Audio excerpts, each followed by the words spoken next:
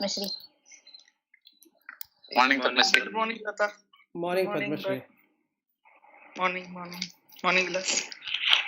So the question before we left was, are we now realized?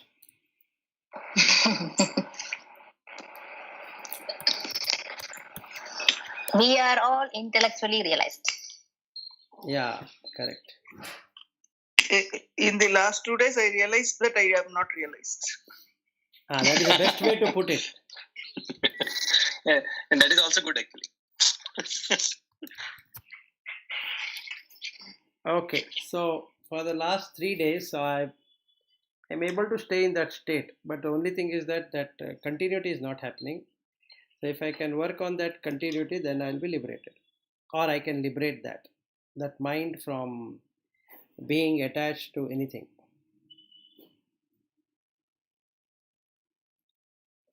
Okay, Vilas, just after that you called me, that day, I was just thinking this mind when you were talking about which mind actually? There are these four parts of the mind, right? So Go ahead, whichever part you want to talk about. So which one I mean the exercise was to which one to detach? I mean the manas, the buddhi, chitta or ahankar. So that is all together is called the Mind only. antakaran, right?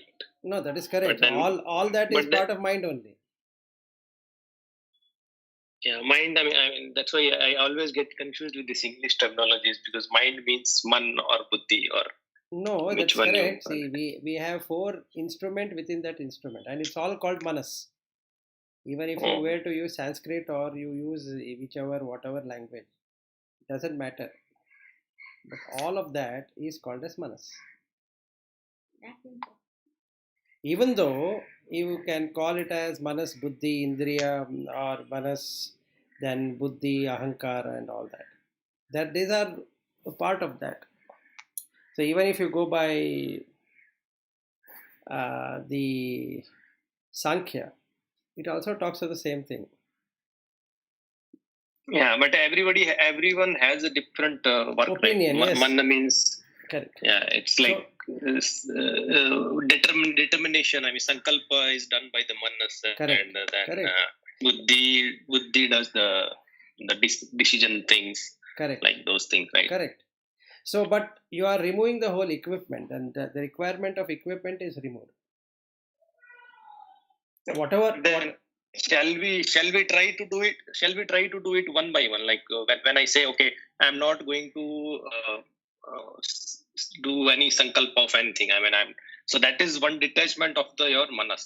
Then you can go for your buddhi. Then you can go for your one by one. I mean, is it like all together you want to detach it? Because No. that becomes little confusing, right? When you try to do that. The thing is, I mean, yeah, go ahead. You go ahead. for experts, it's okay. I'm just thinking about the normal. No. Whether it is expert or there's a novice, if you have understood Viveka Chudamani correctly, then you can remove it without any problem. Especially on the second part, where how you can remove the Karana Sharira. And that includes the manas and everything, including rajas, tamas, sattva. Okay, you can remove it. You means the consciousness can dislodge from this equipment. That's the whole purpose of doing it. Otherwise, you have Jivi, Jagat, Ishvara always being there. Okay. So now when we say I am existing, it is who is existing. So there is consciousness, there is mind, and there is body. There are 3 parts to it. And what are we trying to find? We are trying to find what is consciousness. And for that you have Panchakosha. Okay, and after that we come to know that the last part is intellect, and after that you have Ananda, which is part of the Punya and whatever you have gained. So that cannot be something called consciousness, because that still is conditioned. So when we say Atma, what we are trying to find out is which is this Atma. So Chitta having in the mind is itself an consciousness, which is, we can call it as Atma for better placement of it. It's like moon over the bucket of water, so that it does everything whatever the universal consciousness can do, but that is part of jiva. Then the sense contacts becomes jagat, and the overlooking one, which we call Ishvara, is like having a clay and pot. So people can drop the pot but cannot drop clay, because then there is no existence. So it creates fear. So when you drop that also, you will find there is a moon above, and that has got nothing to do with the moon below in the water.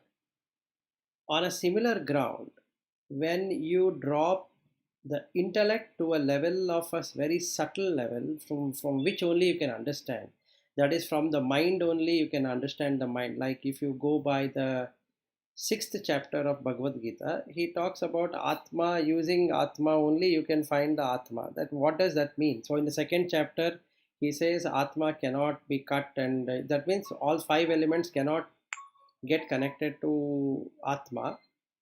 But here he talks about Atma Samyama. I mean, how can you control the Atma? So what he's talking is in terms of mind. So in various philosophies and in various discourses, this consciousness is defined in various ways depending upon certain basic condition or basic understanding what that person would have had. So when we try to dissect it as ahankara and buddhi, manas, or chitta and manas, four of it, it looks all the four are different ones, but they are all part of the same container called as Atma. Oh, sorry, container called as Manas. So Atma and Manas becomes an interchangeability depending upon what is being said about, because we are defining something which cannot be defined, basically. So I'll give you an example, Chandra, to make it. Day before yesterday, one guy had come to my home. He is in depression, so his friend had brought him here. So he was asking me, do you believe in God? So I answered to him like this. So because he doesn't believe in God, he says I don't have anything called as God. So then I explained to him like this, which might answer to the question what you're asking. So there is this product to be made, and various products are to be developed out of that framework. So we can call it as a framework, we can call it as architecture, we can call it by whatever, because he's from software development. So I wanted to explain to him through software development life cycle how we can see God, because that he would understand it much easier. So I was telling him that now we have 5 products to be made out of this one product. So what I can do is that I can create an abstract class, and I can then inherit, using object-oriented programming, I can inherit that in other places. And whenever I put that library, that all the attributes of that can be taken into consideration. So when we say attribute of this framework, we can say either as a varchar or as a binary or as whatever we want to define, and then we can say this is either an array of it or a pointer of it or whatever I want to put that, and then the type of schema it has to take, and all that can be defined in the framework. So when the framework is ready, then I can make it into a library.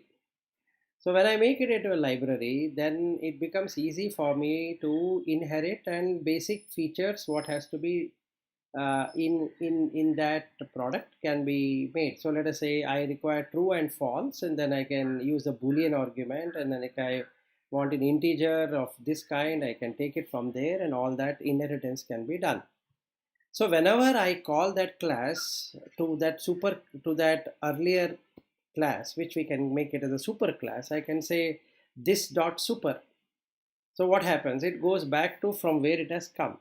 Similarly, all of these products, features, what we are doing, can inherit something and might not inherit something, because at that point in time, for that life or for that GV, that is not required. So those features are not present, even though in the framework everything is present. So somebody were to ask that, is there a presence of God? The inheritance is possible. That clearly shows that there is some this dot super being there. Now, what does it consist of? I might not know. So what I will do is, I will create attributes of it. So I will say that, oh, God means consciousness, and consciousness means the following: it should be endless, it should not have any bias, it should be all loving, all caring, all kind, and all compassion, and no second, and this and that. I will put those attributes and then make it an array. And I can call that array depending upon whatever punya this person has done, and that will start to shine. Or if he has not done any punya of that, so those attributes are missing. That doesn't mean that consciousness is not there in this person, but he might not know that he himself is that consciousness. So he'll start to project himself as a different than the consciousness, which is what most of us do all the time. So whenever that new feature has to come into existence, he has to go with versions, because that product can only have that much. So that has to go with end of life cycle of that product, and then a new product will come with the version 1.1, which might not be 100% same, but it is not entirely different either. It's just a enhancement to 1.0 which comes there. So I was explaining to him that the framework, you can never go and see what is there in that framework unless you are an architect or you know exactly where things are.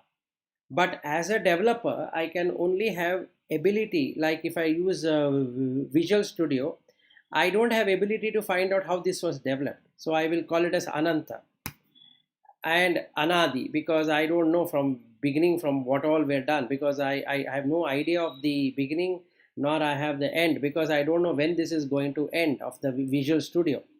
So all that I can do is to use that package and then create products out of that, and then call it as my product because I have developed it. So we use the same intellect, which is Mahat in the case of the Prakriti, which already has the intelligence. Because there is Purusha, that is the electricity, this equipment can run. So what are we trying to find is that what is this Buddhi? And Buddhi is a inheritance of Mahat. So depending upon the punya what a person has, this is made available. So whenever I put a keyword this dot super, it goes back to that Mahat.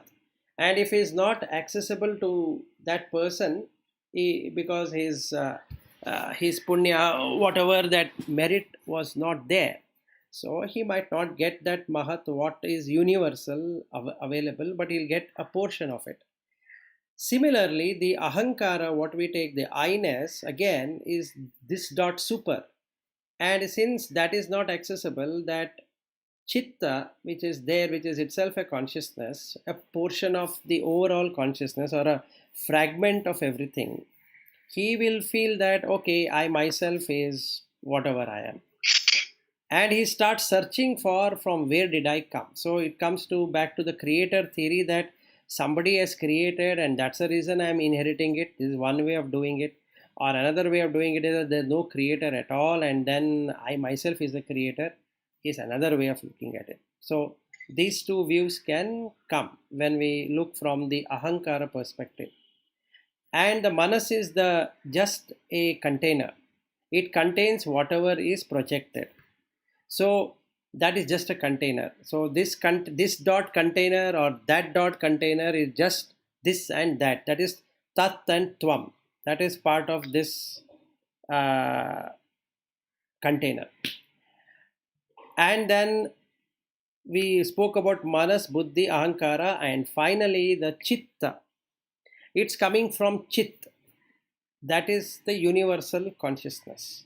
through which this individual consciousness is projected. Now you have everything happening in the chitta, not in chit.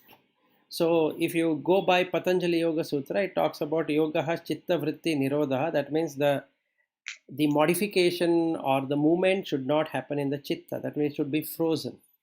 Then only you can see the reality, which is tada drashtu swarupe avasthanam. So if we can take that, then in this piece of code what I am having, I should have access to the superclass. That is, I should have access to the library. Now if I have access to library, then I can come to know that how this was made. So the objective of liberation is to realize that chitta is part of chit. It is inheriting that, but it itself is not a complete consciousness. It's a fragment of that consciousness. So the manas, buddhi, ahankara can then come under the sway of this chitta. Then the chitta surrenders to chit, which is atma surrendering to paramatma.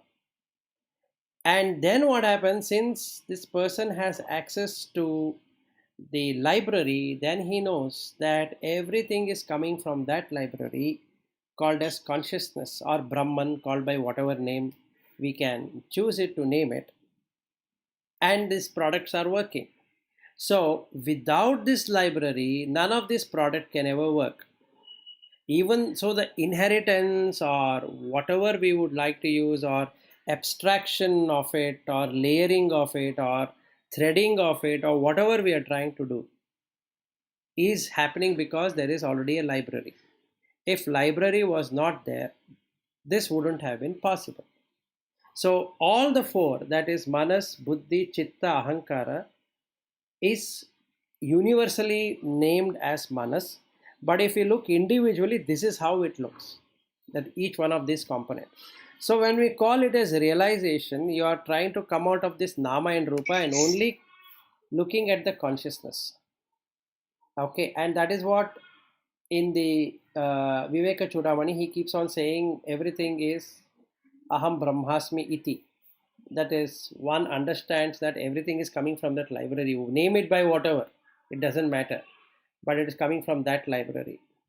Yes, there are certain features, there are certain things which can be done independently of that or seemingly independent of that.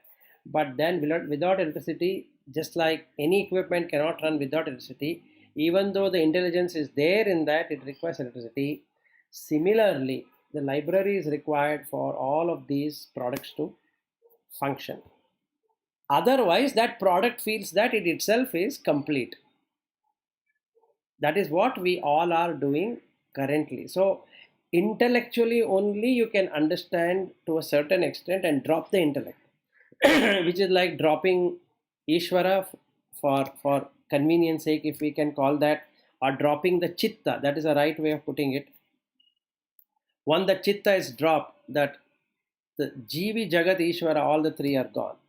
So that shows what's behind all of this.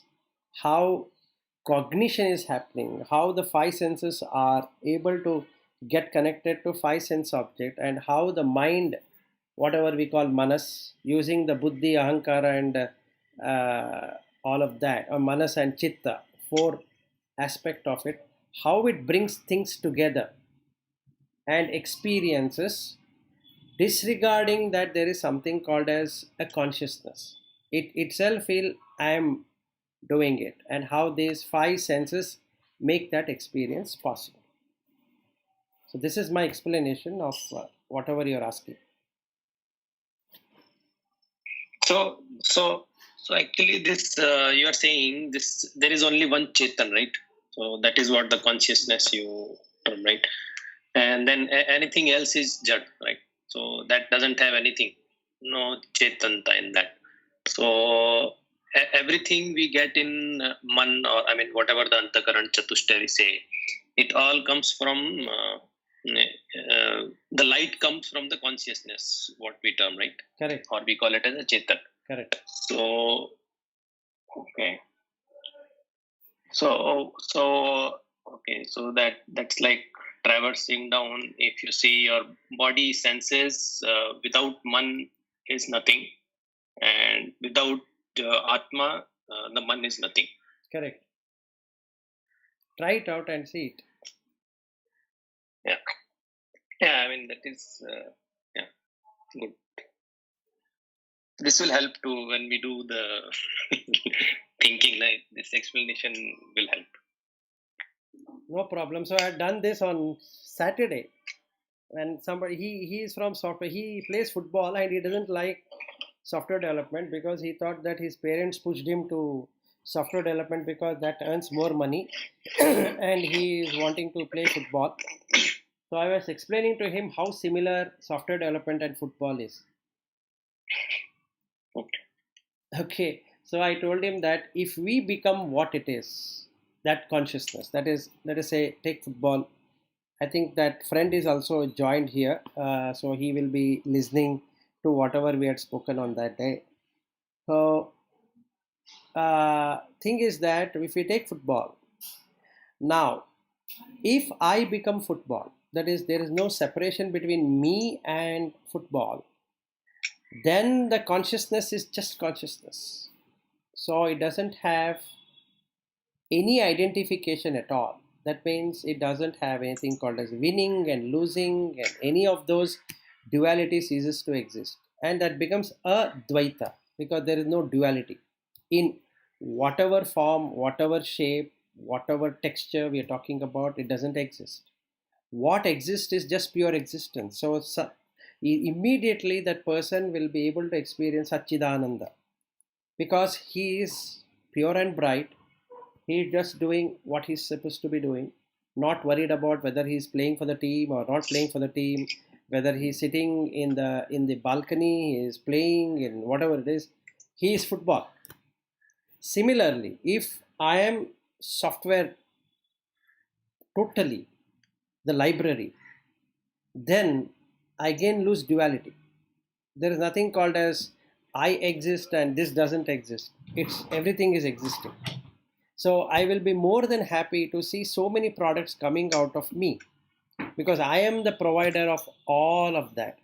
But if I see myself as a product, then comes duality. There is people who like the product and there are people who don't like the product. So then comes expectation of it, then comes comparison of it, then you get compulsion of that, and then you have competition of it. So whether we take football or we take cricket or we take software, we take whatever, as long as the person is completely himself without gap, then that's it. So then the duality will go away. So there is nothing called as son and daughter and father and mother and office and this and that. All the duality is gone. No wife, no son, no children, no husband. All these are designations. They really don't exist. But because there is duality, Jagat is also Satya and Brahman is also Satya, then there is always fear. Fear of dissolution. A husband is going to die as long as husband exists. Wife is going to die as long as wife exists. A product is going to die as long as product exists. So everything that comes into existence will eventually have a death. That which exists without this naming existence will always be there forever. And that's the Chit. So I was telling him that you can use software to do it, you can use football to do it, you can use whatever you want to do it, unless you understand that this is all what it is.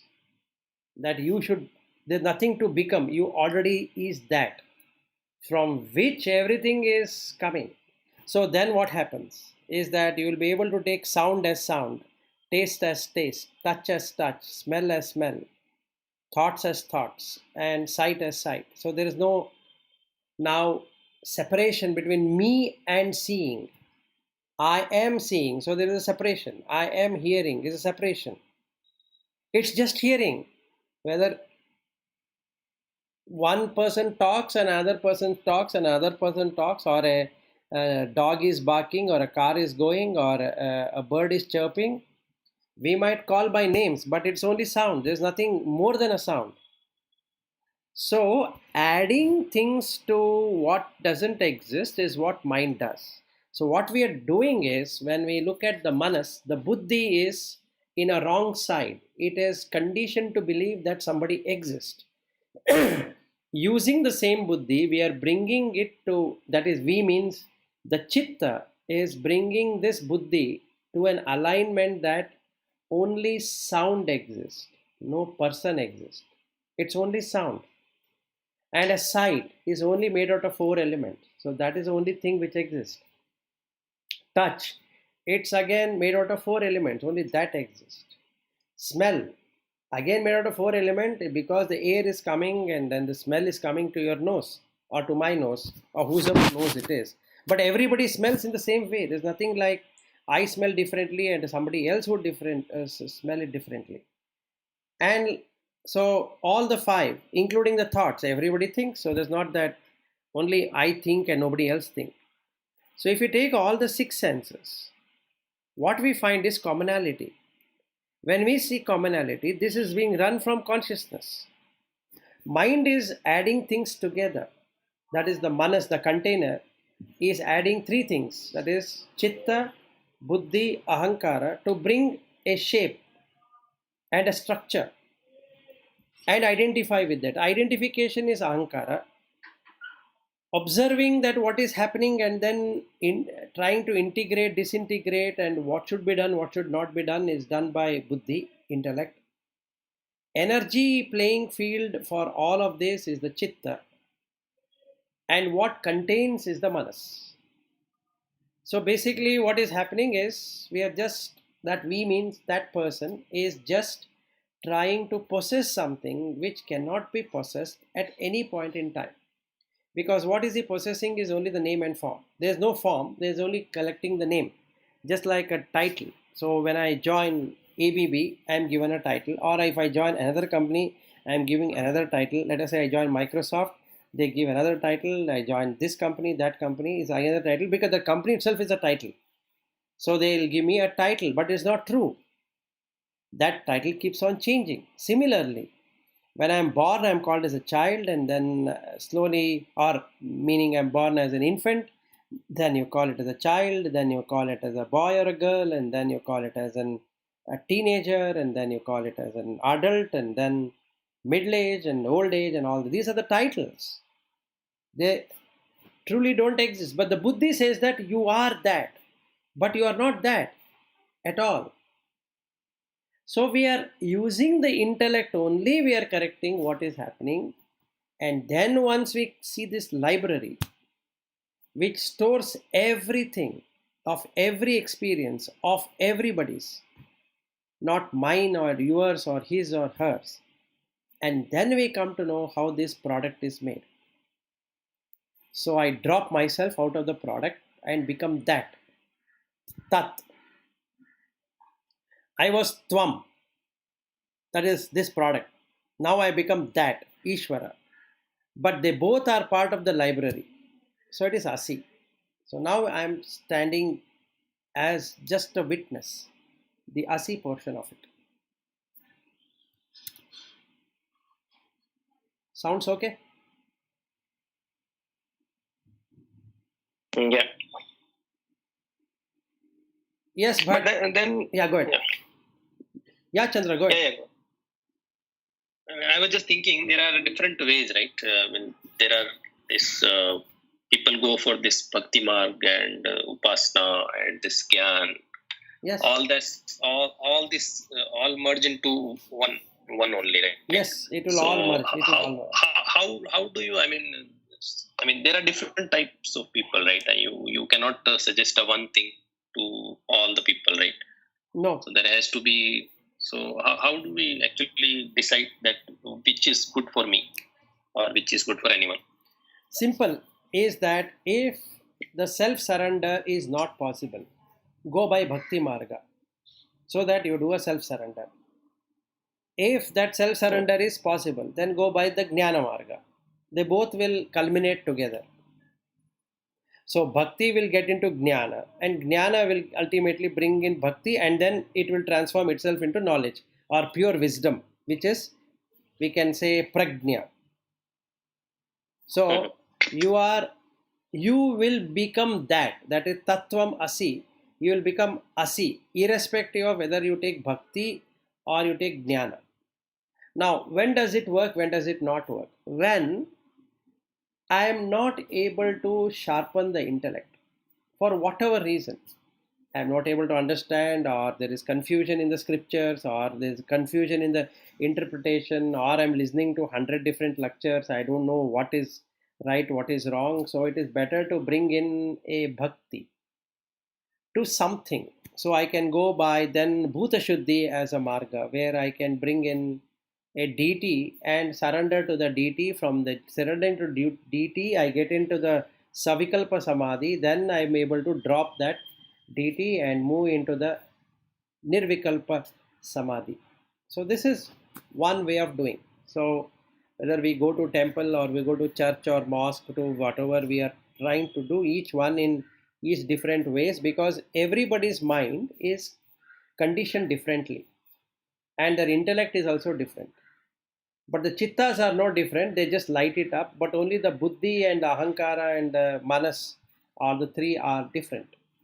So basically, depending upon what vasanas the person has, he creates karmas, and what karma he has, he creates samskaras. So vasana drives the karma and karma drives the samskara. So we have taken birth in a particular tradition, particular family, particular religion, because those samskaras matched based upon the vasana. And that means the karma was made accordingly. So when a person were to be born in that way, it becomes difficult to enter directly into the Jnana Marga unless he had a Purva Samskara which broke that, the what I can say, the continuity would have been broken. It was not broken. So he can recollect. So there are a lot of people who can recollect and then get back from where they were. So if that is permissible, acceptable, then he can go directly to Jnana Marga. Just in the case of Shankara, if we were to take as a classic example. If not, better to start from bhakti with to something, and then the chitta surrenders, because that itself is doing everything. So it has the ego identity. So the ego identity as myself surrenders to the deity. Now I will say it's all because of you what is happening. To that extent, it works very well. So there is a surrender. And then from the deity, he goes to the super class, which is the library. So all gods are part of that divine reality. We can call it as Krishna consciousness, or we can call it as Rama consciousness, or some consciousness which is pure, unblemished. So then he will surrender totally to that consciousness, which is jnana. That is, he knows that it's only the naming conventions what has happened, but consciousness has got nothing to do with it. So he is going to come out of this body mind combination and only, or body mind intellect consciousness. He will drop the body mind intellect and he will only look at consciousness. And that's fair, that works. Whether I can go by Krishna way or this way or that way, but I am devoted to that one single deity without exception, meaning I have no other deity other than that. I am Tvam. Tat is Ishvara. So in this case, Krishna or Ishvara or Shiva or whatever I am taking. And Asi. I am now dropping off Krishna and all of that. I am taking the essence. Essence is the consciousness, the pure consciousness. Or in the case of, if we take Bhagavad Gita, we call as supreme. So Krishna, we don't take it as Krishna. He is a supreme person who has himself, the God himself has come in the form of Krishna. So now what is essentially is you try to follow whatever Krishna follows. So in the 13th chapter, he talks about 20 attributes which should be there. So he says that amanitvam, adambitvam, ahimsa, shanti, arjavam, acharyam, upasanam, शौचं स्थैर्यम् आत्मविनिग्रहः इन्द्रियार्थेषु वैराग्यम् अनहङ्कारमेव च जन्म मृत्यु जरा व्याधि दर्शनम् asaktihi anavishvangaha putradara grihadishu. Like that he talks about 20 attributes. So somebody were to establish all those 20 attributes in that software package can get access to the library, because that library has all of these 20 attributes. Then it is done. This is one way of doing it. Now if you take Shankara and we want to do the sadhana chatushtaya, wherein I established the 9 attributes which have to be done, starting with Viveka, then Vairagya, Shama, Dama, Uparati, Titiksha, Samadhana, Shraddha, and Mumukshotva. If I can establish all of them in perfection, not even leaving one without any fault, then again I get access to the library. So whether we go bhakti way, you have to establish this moral foundation.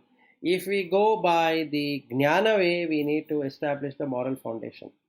Without establishing the moral foundation, bhakti will not really become bhakti. It will become andha bhakti or michha bhakti, whatever we can call it as. So it will be tainted by some impurities. Same thing with jnana. So we might not have, we will not have a perfect jnana. We can, or we don't have samyak jnana. We might get mithya jnana. It is impure. So both of them take to the same destination, about universal consciousness, which is Brahman, through 2 different routes. One through a deity, one through pure knowledge. So one should see whether the morality is missing, and through God you can, or through some deity you can establish morality, or through jnana you can understand and establish morality. If that is possible, then it is good to follow that without any issue. So one needs to see that, apart from coming from a tradition. And we are born in that tradition because it meets the requirement as vasana, karma, and samskara. Did I answer, Chandra? Yeah, Vilas, perfectly.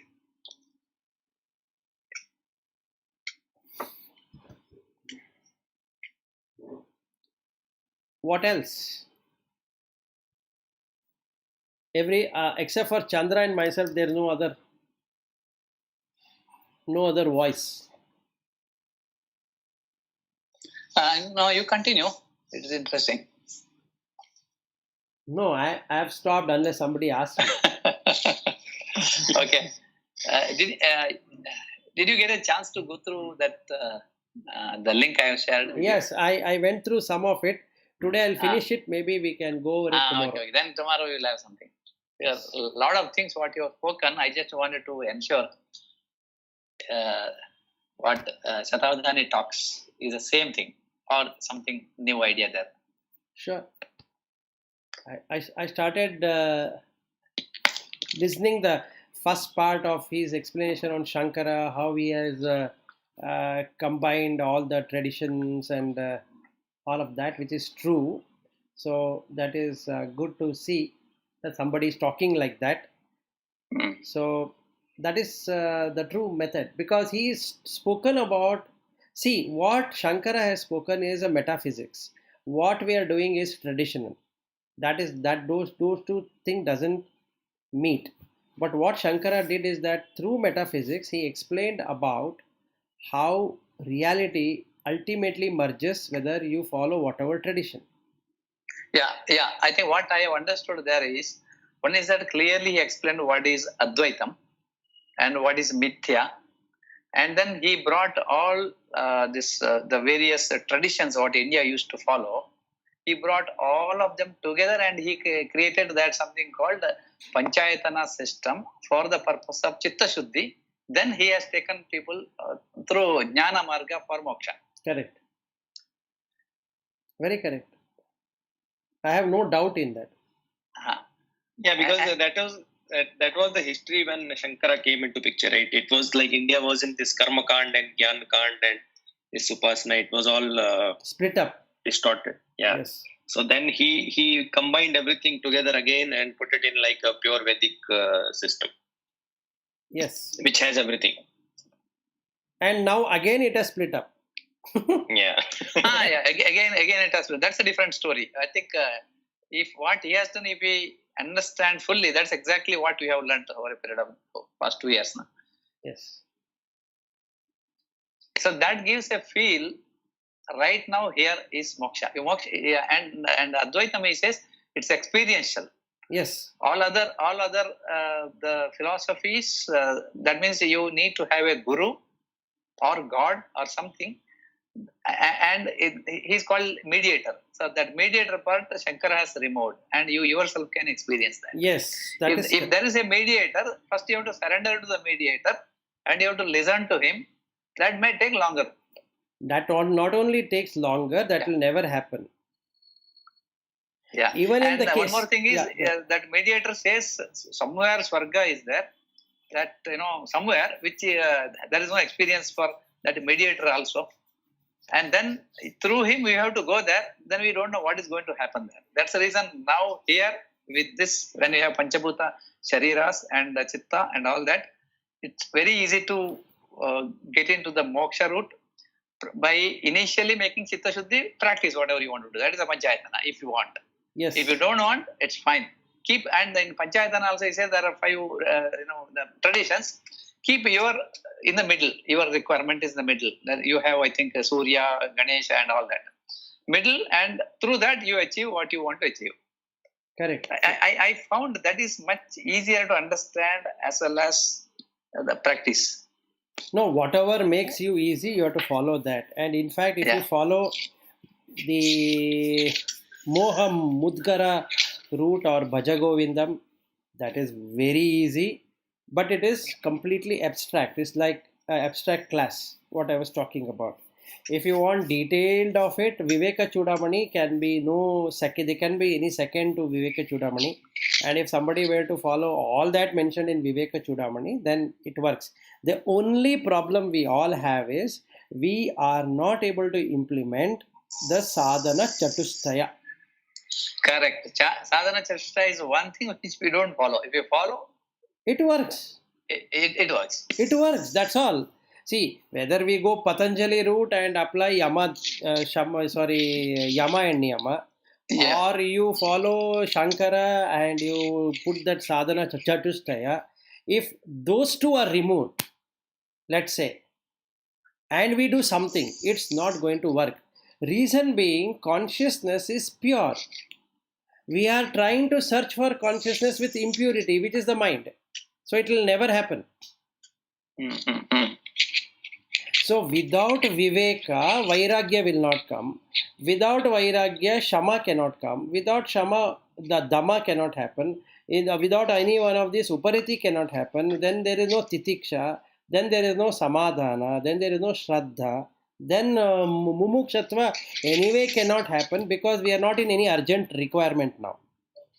We have family, we have this, we have that, we have job, we have 100 different things to take over and let it wait. Finished. Over. So yeah, that is true. Actually, there is one story. Actually, I heard once that one disciple goes to his guru that okay, you are saying God is there. I am doing this. I am not getting it. Where it is? Okay. So how do I get? You tell me. He takes him to one river and put him inside the water, and he just forces him inside. So he will be like full forcing himself to get out. And then finally he leaves. He said, what, you wanted to kill me or what? He said, no. Do you want God like this, how you wanted to come out? Then he said, okay, then that's my mistake. So until that is not there, I think you don't get in any form. I mean, you go any way out, you will not get it. Yeah, so we have to establish this tenets, whichever way. So I was also explaining, a girl had come to me, I think yesterday, and she wanted to discuss. So I told her, let's take yama as an example. There is a normal yama of ahimsa, meaning usual. Let us not trouble anyone, let us not harm anyone, let us not do anything which will harm the society or oneself or others and all that. So this is the normal ahimsa. But what is the right ahimsa, correct ahimsa? Correct ahimsa is considering oneself to be consciousness, observing the mind which is doing himsa to whom? It is doing himsa to the consciousness by setting itself into disaster mode. Like it tell lies, it will do 100 different things, create stories, creates ambitions, creates expectation, all that is himsa. Whether I do himsa to somebody else or not, but right at present I am doing himsa to the consciousness. Because without consciousness, mind cannot exist and it doesn't think that way. So that is himsa. If I can solve this himsa right now, then the next one, satya. Consciousness is nude. It requires no covering. It's always nude. So only the mind covers things up. And because mind covers up, it tells lies. If there is nothing to be covered, and that's the reason it is called a digambara. The sky is the cloth. So satya is the cloth. Satya is that nudeness where a person can stand and knowing very well that he has not done any mistake. So that is satya. So because ahimsa is established in consciousness, satya also happens. Asteya, stealing. What is there to steal? Everybody has the same thing. So there's nothing to steal. So the whole world becomes you. So you are just using something, whereas there is nothing to steal. Mind steals, whereas consciousness gives.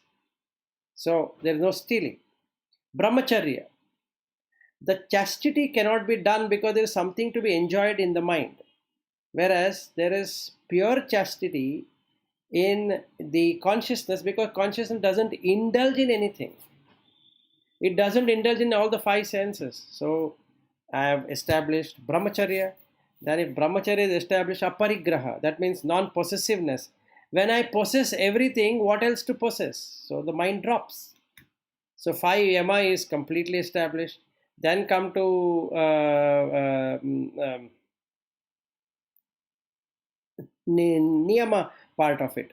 Now we'll take shaucha. Consciousness is clean, mind is impure. So that goes away. Santosha. Consciousness is always contented because it is there in everything. It's contented. Mind is not contented because it wants to exist here and there. So that is gone. Then japa. It is always in japa. Mind is in japa with something else. It requires to be pulled, whereas consciousness is always one pointed. It's always there. So, tapas, I use japa, it is tapas. That is, it's already pure, it is like gold. Whereas mind, you have to clear it off with the tapas by reformation. Swa adhyaya, to know oneself. Consciousness knows itself. Mind has to know this consciousness. So, swa adhyaya. Ishvara pranidhana. Mind would like to take the credit, whereas consciousness doesn't take any credit of anything. So I was telling her, this is what one can do. This is the deeper one.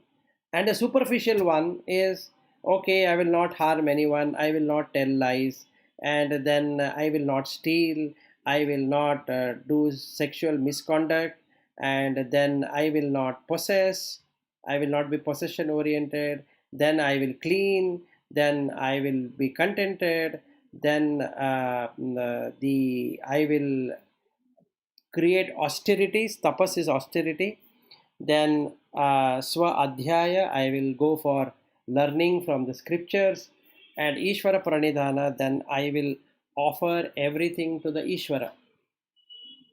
This is just what I can say, a gross meaning for a gross person. Whereas really, if I have lived in consciousness right now, this is the deeper meaning what I can see for myself, experience it for myself, and stay in that state. So mind stays in that state. Consciousness need not have to stay in that state. The mind which is staying in that state. So it becomes completely liberated of the taints.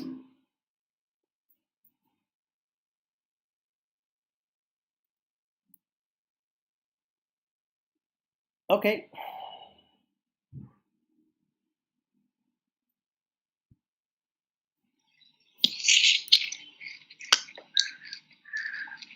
Yeah. Today Joshi is supposed to share something, right? Yeah, so now we will put Joshi on the pedestal. We got some topic started, so I think you can share your experiential knowledge. okay. Mine is not such great. We know each other very well with respect to the spirituality. That will help. I think if you have done something which is interesting for us, we can share. Yeah, I mean, spiritual path is not a new one for me. I mean, it was like when I was 6 years or 7 years, my grandfather was into this. He was retired that time, and I was kid, and he was a good sadhak actually. He was doing this Sri Vidya and all that. So he made me also do some mantras and something during that time. So I was into this upasana, mostly bhakti.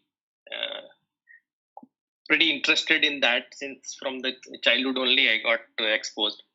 And then we were going to this, there is Kailas Brahma Vidyapit in Rishikesh. So we used to go every year there. So I got exposed to this environment from the childhood itself. Yeah. And then, after college, probably everything changed. I got into new world. So from probably 8 years, 10 years, I tried different things. So which we called is Maya Sansar. So got into that, and with some, I don't know, something was there which pulled me back, and then I started reading a lot of things again. So mostly that reading, I did restarted with this Vivekananda or this Ramakrishna Mission things.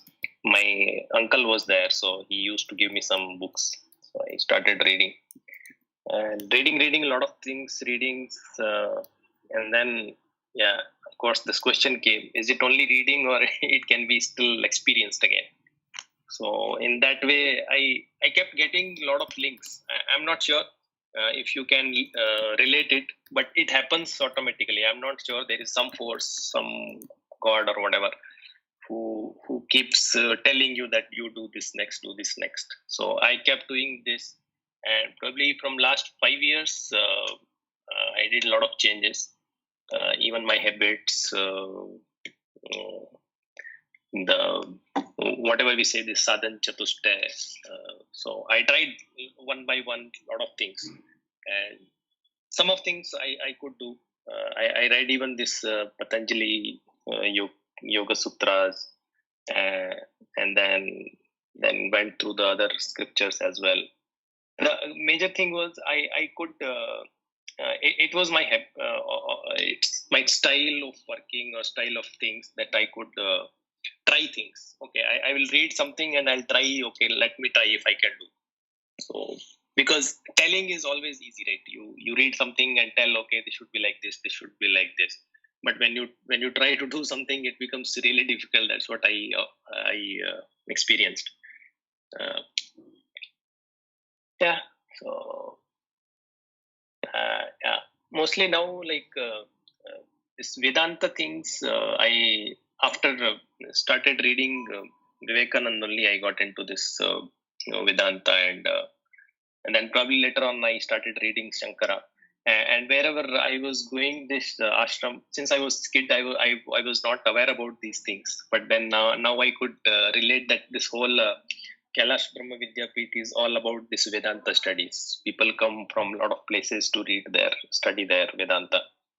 So and there only I got actually initiated, as a childhood. But mostly it was like Upasana, Bhakti, so Japa and all that, like basic Karma Kand any Brahmin does. So I used to do it. So I mean still doing it. So since it was a orthodox family we have, so we initially forced, but then got it interested. Somehow I found that this is kind of a good model actually. Somehow we say it is orthodox and we try to reject this model, but it helps. That's what I have experienced in my life. So initially probably we don't feel it. Kids don't like it probably if you try to force them to do discipline, these things. But later on it helps. Yeah, that's During your childhood, what kind of practices you used to? I think your grandfather used to follow. For example, is it something like philosophy? What you have, Madhva, Ramanuja, Shankara, or something different? so that time I didn't know it, but now I can realize it was mostly Shankara, because we used to have this puja at home which has this Panchadevas. Everybody is there. Okay. So that time I did not realize. I used to do this puja. He says, okay, do this. And then when I was small, he used to teach me mantras for each one of them. So now also I have I've been reciting from the, I don't know, 30 years something. So like all these 5 mantras for all 5 deities. So now I can realize it was this Shankara's, or it's like our Vedic principle, I would say. This is how we should go for.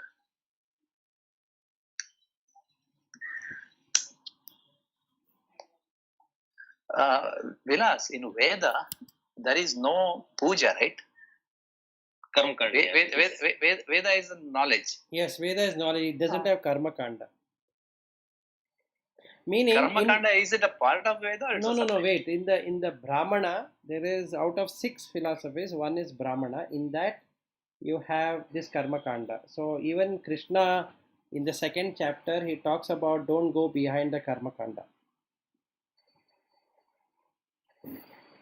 So what it means is that there is nothing wrong in doing the rituals and all that. It develops discipline, but one should not get attached to that, or rather one should not end up feeling that is all what it is.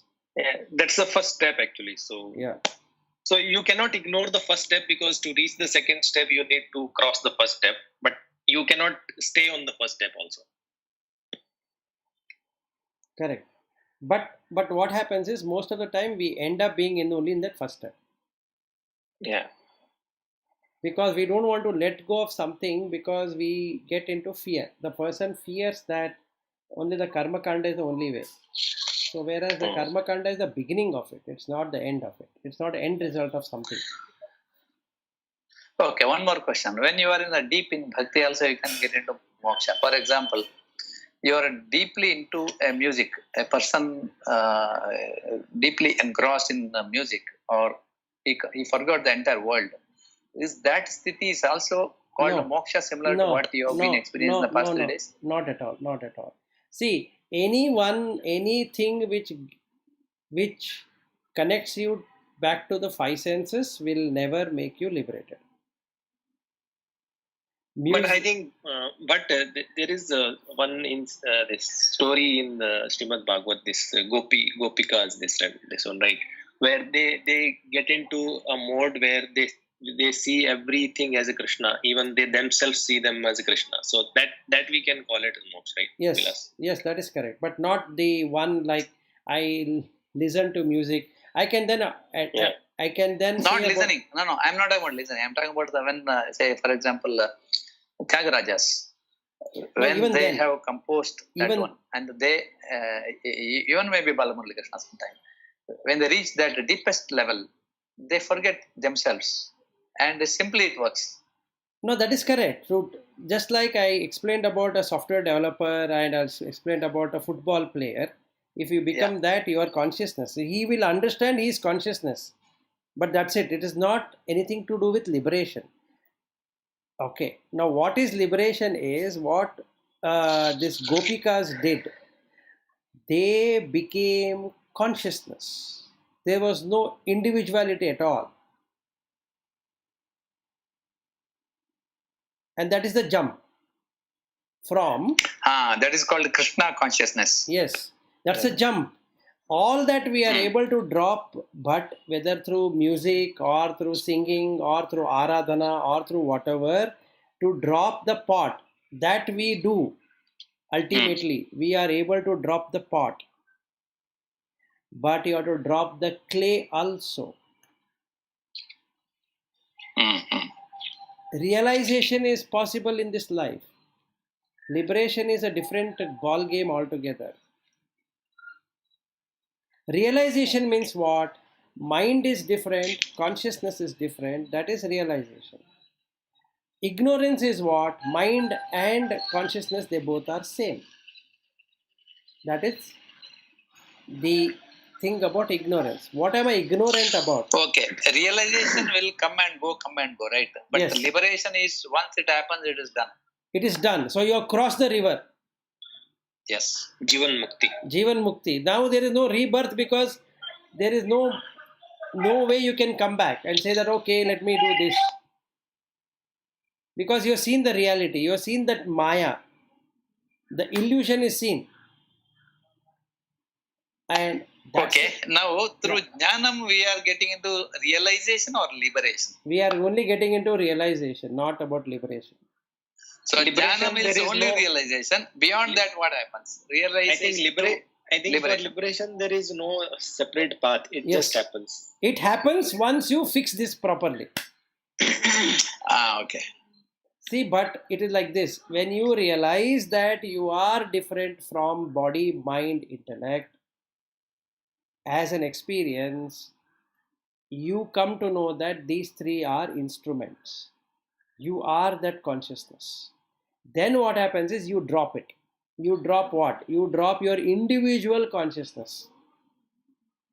And that is what is called as merger between Brahman and Atma. Or that's the reason we use different terms to explain that. So if we are using Atma, then we call it as Paramatma. Then if you call as Brahma, then it is Brahman. May say that Brahma is a state of existence, Brahman is entire, complete. So, and the meaning also is there. I don't know how many people have really gone through the scriptures to understand the meaning. It says, Yasya Manaha, that is, whose mind is completely expanded. Braha means expansion. If somebody's mind is expanded, it can encompass everything. Manaha is mind. That means it can reflect the pure consciousness without any bias. So that is liberation because now you don't have anything to hold.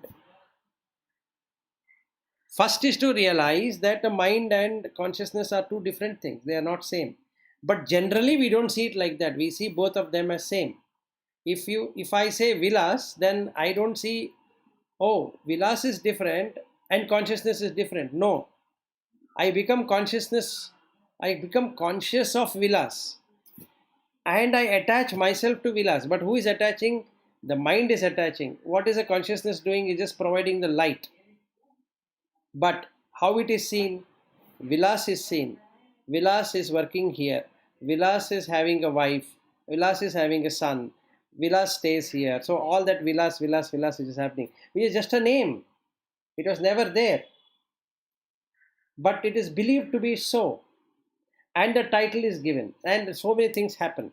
Right? So that is what mind is clogged with all of this. What if this mind is cleared of that once and for all? So, once and for all clearing is called liberation. Understanding that it is clogged is realization. And most of the time, we don't even realize that. We think this is the reality. Whatever the present state of our existence itself is a reality. And that Maya can never be seen.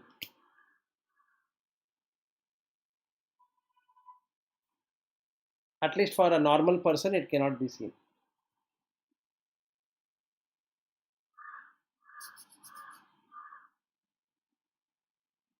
Silence? Yeah, okay. So we keep on going back and coming forward, going back, coming forward, and that realization is still not happened. So the liberation cannot happen at that instant. Like for the 3 days, what I was talking. Yeah, go ahead. Yeah, but you wanted to ask something. Yeah, past 3 days, your experience, Mhm. you are able to clearly separate your chitta and Brahman as different, and that you have done through your chitta only. Yes, you can only do through yours. And it used to go and remain there and come back, remain there and come back. Now let me. But during this, during this time, are you getting any special jnanam, or it is just a separation jnanam? Because for me, jnana is also trikala jnana. That means you know past, present, and future. But during that time, you are always standing present and a blissful moment. But I also heard there are great people, they are trikala jnanis. What is the state of mind for those people and for your these 3 days experience? Which one is superior here? Okay, now first and foremost, you need to understand what is Trikala Jnana. What do you think it is? For me, Trikala Jnana is what past, present, and future are known to that person.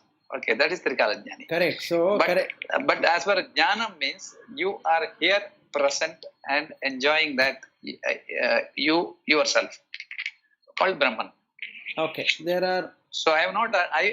Earlier I was thinking the Brahman experience is also Trikala Jnana, but now we are calling Brahman experience is Kalatita. There is no Kala at all.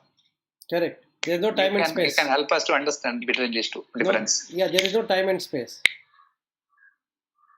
So, in that case, we have to first go back to what is Manas doing.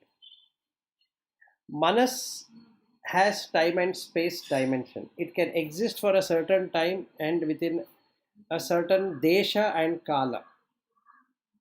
Agree? This is what Manas is all about. It has desha and kala. And desha kala is the bandhana.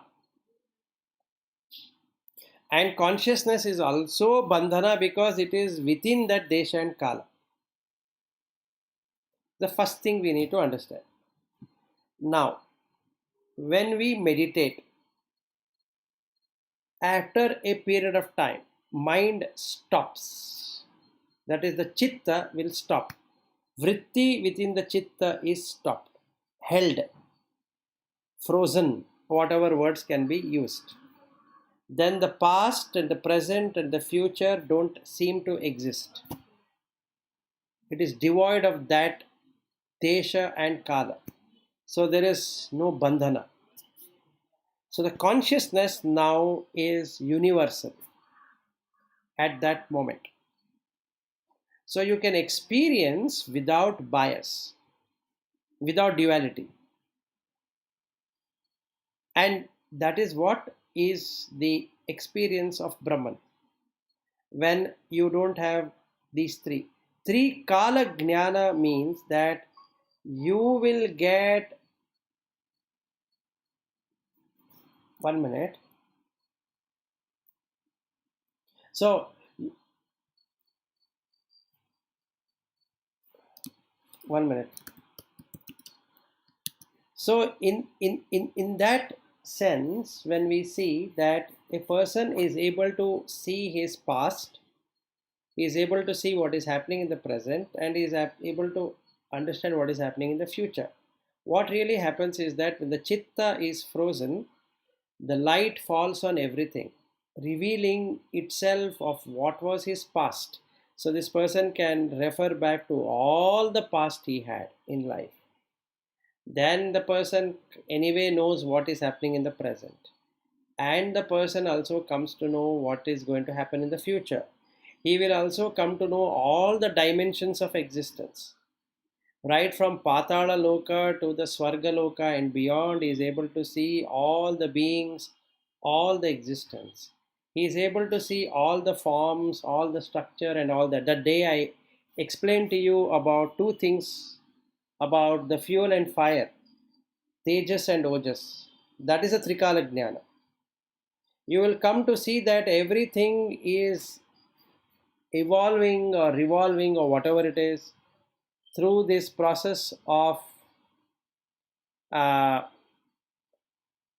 I can say, this Tejas and Ojas, which is fuel and fire. So that's the reason I had asked you that question, what do you mean by universe? Uni and verse. Verse is in line, uni is single.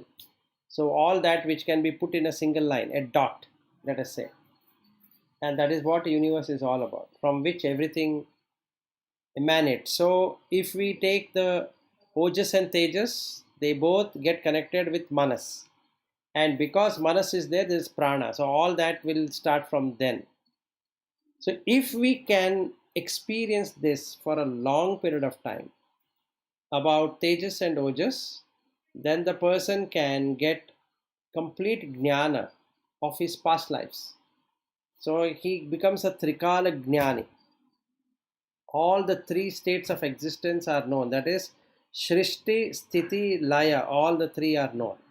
So he has gone beyond a normal person's existence. Then when he experiences Brahman forever, that means he has crossed beyond this Trikala Jnana and just becomes Jnana. So this is the difference.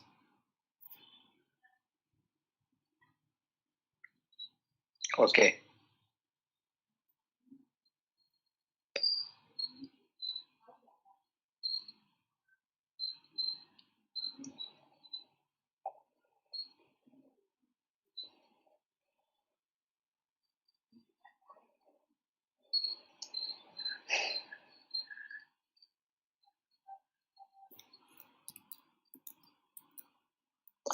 This laya of this prapancha, that means yuga after yugas, Treta Yuga, Dwapar Yuga, Kali Yuga, and all that. These yugas decided based on what? Earlier you are explaining there is a Brahma, and Brahma, when he opens his eye and close, there are so many Sahasra Yugas or something that happens. Is that just Kalpita, or this is something the reality? No, this is again put by the human mind to say that how these four yugas work, because we need to identify something as a starting point, which is okay. But in Brahman, there are no yugas, there is nothing there. In Brahma it is there, but in Brahman it is not there, because Brahma is again a state of existence. So wherever there is existence, there is going to be some kind of identification, explanation, and all that. So those things also exist, for sure. But that doesn't exist in Brahma. What is the purpose of this so-called Panchabhuta, time, and all that? Is it with some purpose these things are existing? Or this is again just, people say that, Shankaracharya is a mithya. Or it is simply we are assuming that this is there. No, you are able to feel it. Suddu also. This is mithya, in between. No, it's not like that. You are able to experience. The hardness, softness, the movement, everything you are able to experience. So you can't say it is a mithya. It is a false thing. No, mithya. The thing is, the prapancha is mithya, right, as per Shankaracharya. Prapancha means what is created based upon the five elements is mithya. So my question is, can you find a wife? But Shankaracharya didn't say that the basic elements are mithya. He says only what is created out of these elements are mithya. Yes, we create everything out of elements and that is mithya. Jagat means what? But basic. No, I understood that. My question is, Shankaracharya's teaching, is it only the created out of this Panchabhutas is mithya, or the Panchabhuta itself is mithya? No, he never spoke about Panchabhuta itself as mithya. What he explains from the beginning is, you see your body, you see your mind, you see your intellect, you see everything. You find that everywhere there is mithya there. Yeah, it is changing. Yes, it's mithya. So what changes is mithya, what stays separated out of it is satya, correct? So now, wife, can you find a wife? Try to find it and see whether you can find a wife. Why? Yeah, why it is mixing? You first Because of its gunas. No, forget all about that. But you forget about Rajas, Tamas, Sattva, Guna and Vedanta and everything. Just take whatever is there in Viveka Chudamani on Nama and Rupa. You put wife. Try to search the wife or try to search the husband because you are now husband. So you try to find, can you find the husband? Actually, it is not true. That is mithya, right? Yeah, it is mithya. But that doesn't mean that there is no 5 elements. There are 5 elements. Okay, 5 elements are there, and mithya is also there. It is mithya. No, what is made out of 5 elements is Yeah, mithya. only thing is, you don't treat mithya as satya. That's what Shankaracharya says. Yes, you don't treat husband exist. It doesn't. So, experiential through this mind is satya. Can I say that way? You have to break open. Experienced one is satya. Yes, what do you actually experience in the mind? But if I call you Bhat, what am I experiencing? I am experiencing only the memory of Bhat last scene.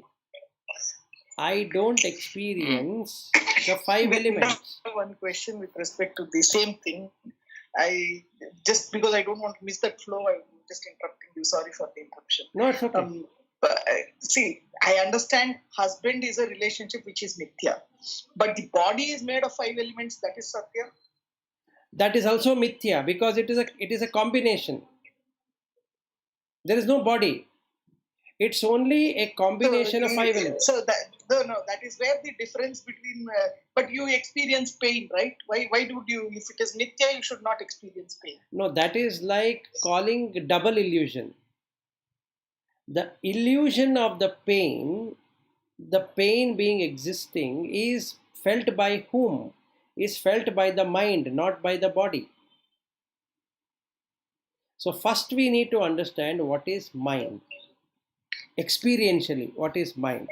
Then you will be able to pull out the mind from that part of the body, which is what anesthesia is all about. So you will not feel the pain.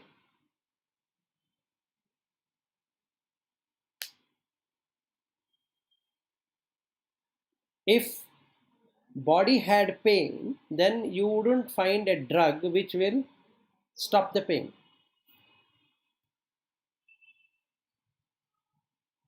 Then we call it as brain impulses. So there are chemicals and the transmitter that this pain transmission is stopped. That is correct from a physical perspective. But who is not feeling it? The mind is not feeling the pain. Because body never had any pain in the first place. All the feelings happen through mind. And consciousness makes that feeling happen. So, 5 elemental body is also a mithya. There is no satya in that. You cut the head, you cut the torso, you cut the hands, you cut the legs. There is no being there. There is no human there. It's just parts. Where is the human being? It's not there. It is as good as searching for husband.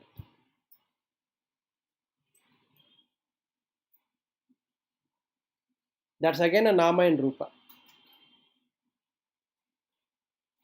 Did I answer, Padmashri? This cannot be answered technically in a, what I can say, intellectual way.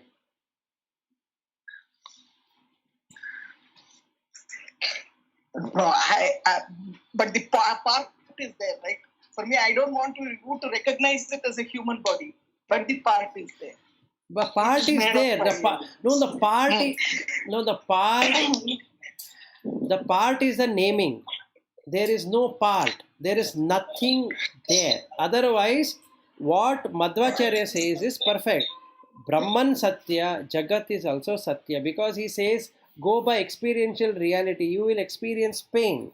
So, because you experience pain, Jagat cannot be Mithya. It is Satya. No, I'm not going to that level of between this one between Madhvacharya and Shankaracharya. But I am just trying to understand. You call five elements real. The body is made of the five elements. You recognizing that body may be unreal. I can understand that. But the body itself is not there.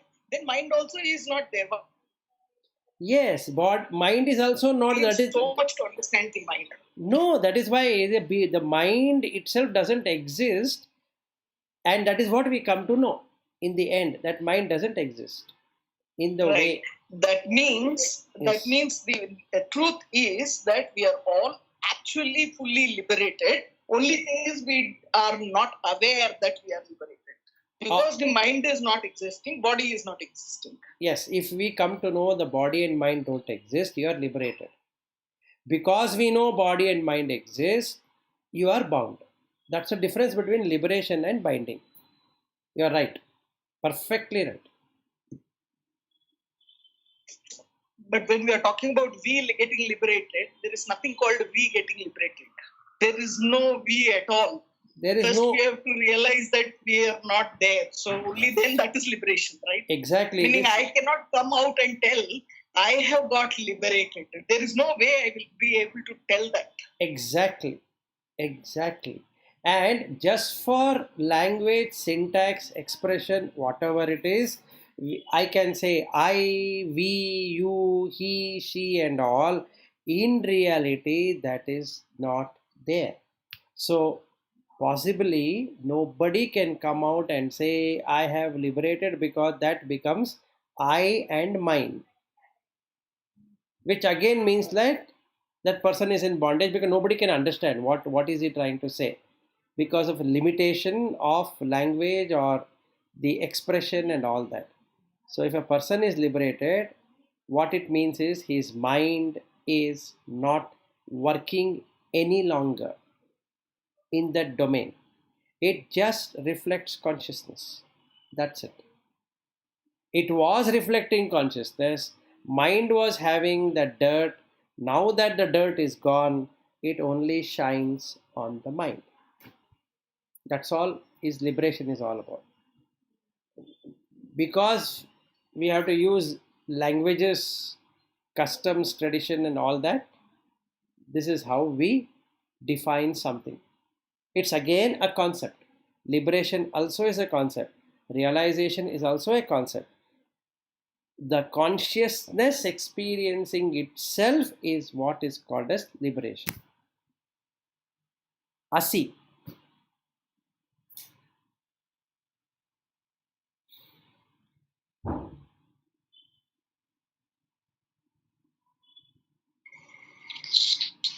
Yeah, that part is clear, mind as well as the change what happens. But Shankaracharya, as per you, he has not explained the basic elements, right? The clay part he has not explained in detail. He was talking about the pot. Yes, so that is the last step, is what I was telling about, that how to jump, that is not there. He has jumped, agreeable, but the clay is missing. What we know. But if you have reached from that mithya to satya, so-called clay, then it is automatically you are with the Brahman, right? Then afterwards, because there is no mind, there is no effort. Yes, first you come to that level and you will see the gap. A thing is, we have to first come to that level of pot. Yeah. So during your meditation time, what exactly is happening? You have separated your mind with the Brahman, but No, you no, don't no. know the Brahman because you are not the moksha person now. But you know only as a mind. Then how you are able to separate without knowing what is Brahman? No, first of all, you have to understand what is Brahman. Brahman is pure consciousness. Yeah, correct. Right. So now, if you are able to hear without adding anything to it, without any story, you are in Brahman. Yeah, nothingness is yes. Finally, if you No. don't do anything, then that is Brahman. No, wait. Mind is also not there. No, wait. I'll give you clarity. It's I'll give you the clarity in the first place. Vilas, when you're giving that clarity, can you add this question because it has got relation to what you're going to say. See, it's so important to still feel that these are all true, right? Before going to that stage, it is important because otherwise, what is it that we are talking about Shankaracharya? Shankaracharya is again a name and form which we have given. What is it we are Krishna, Bhagavad Gita, and all? So for us, if you have thing also, that name and form is required. Patanjali we talk. We say he has written so many things. So if all these were false, right from the beginning, if I thought all these were false, where would the intellect be? Good. So in 2 minutes, this can't be done. It's almost 10 o'clock. So we will take this as a starting topic tomorrow. Yeah. What exactly is this topic for tomorrow? Your question of what I experience or how do I see Brahman? You're losing your track. What is that? Okay. No, I said I'm butting into questions of but so that he might be losing his track of asking the questions. No. I think your question is in line with my thought. That is number exactly one. Same like what I have in my mind. Okay, that is number one. Number two question is that if we know that name and form is completely mithya, then why put a name and then explain all that, and what are we trying to achieve out of it? Okay, very good question. Beautiful question. So we will take it up tomorrow morning for sure. Okay, fine. Thank you. I have answers to both of them. Okay. Right, but I have started with the fact that it is essential for you to, because otherwise you will never realize. That is what I'm saying. Exactly. Fine. The question, that was the statement which I made, because otherwise all these people will become insignificant, right? Shankaracharya, Patanjali, all these people, because they are again name and forms only. Right. Agreeable. Done. So let us debate it over tomorrow morning. It's very nice. I appreciate both of you for bringing it up. So the success criteria here is that after these many months or years, now you have come to the right forum to say that, okay, what is this? Good. So that means you have understood. Interesting. Okay, Vilas, then good day. All right. Good day. See you tomorrow. Yeah, sure. All right. Okay, Rata. Bye. Bye, everyone.